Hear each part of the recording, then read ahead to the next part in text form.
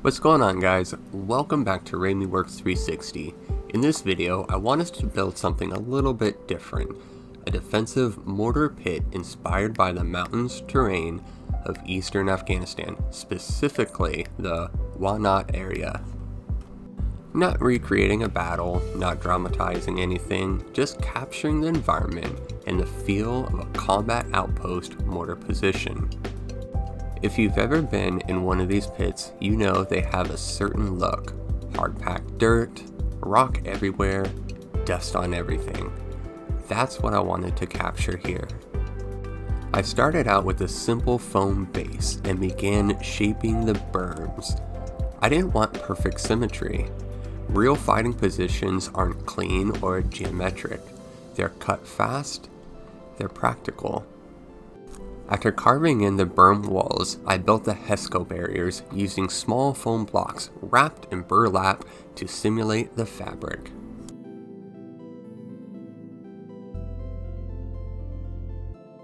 Once those were glued and pinned in place, I added AK muddy ground to build texture. At this stage, it looked way too dark, and that's normal.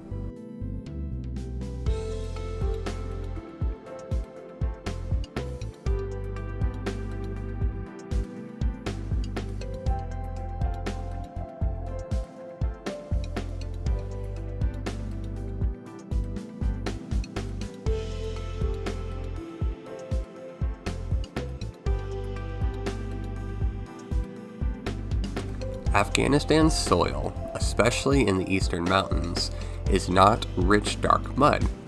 It's dusty, sun-bleached, and compact. Once everything was dry, I moved into paint, and this is where the base really starts to come alive. The Wanat area is rocky, so I embedded scattered stones and broken shell pieces throughout the berm and floor of the pit. I didn't want them sitting on top like decorations. They need to feel like they belong there. For the base coat, I mixed flat earth with Iraqi sand. I didn't just brush it on normally though, I stippled it.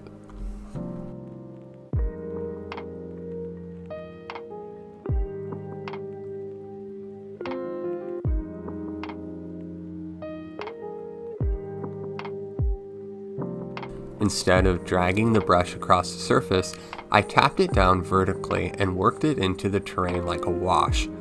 I thinned it just enough so it would flow into all the cracks and texture, but not so much that it pooled.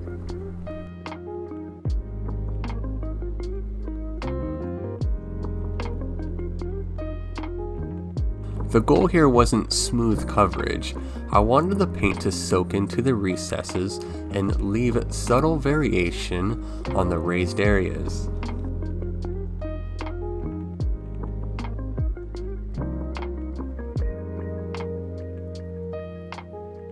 That stippling motion helped preserve the grit and uneven texture, especially in terrain like this where it's dry, compacted soil and rock.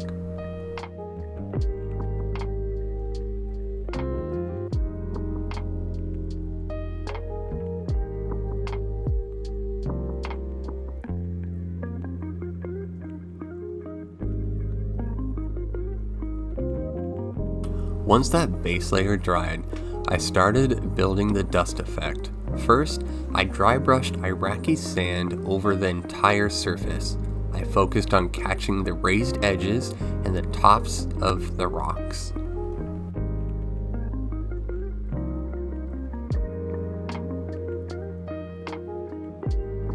I also wanted to add a layer of lightening up the overall ground.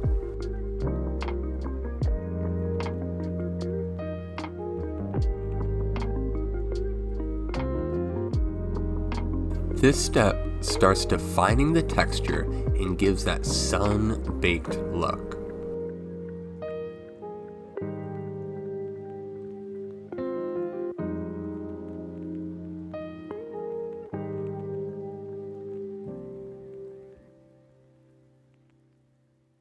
it really starts bringing out all those little details within the ground.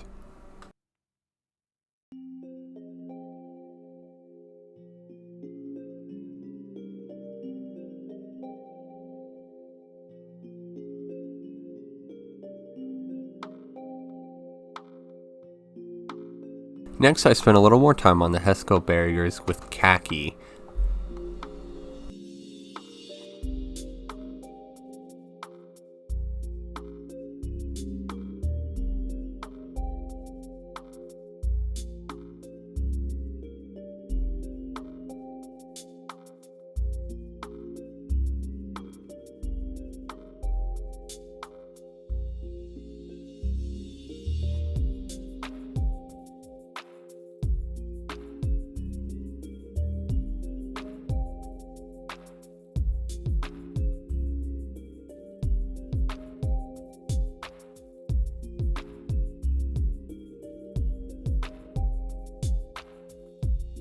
Then buff to push that dusty mountain tone.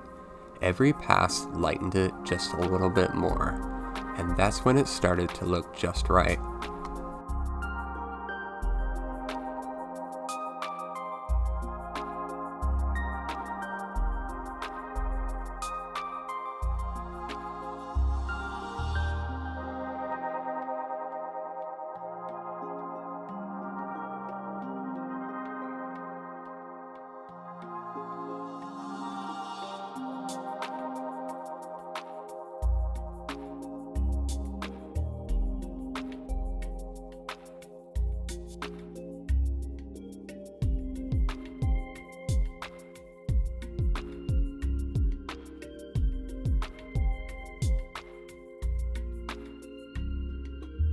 Off camera, I used the Vallejo Desert Dust pigment to tie everything together.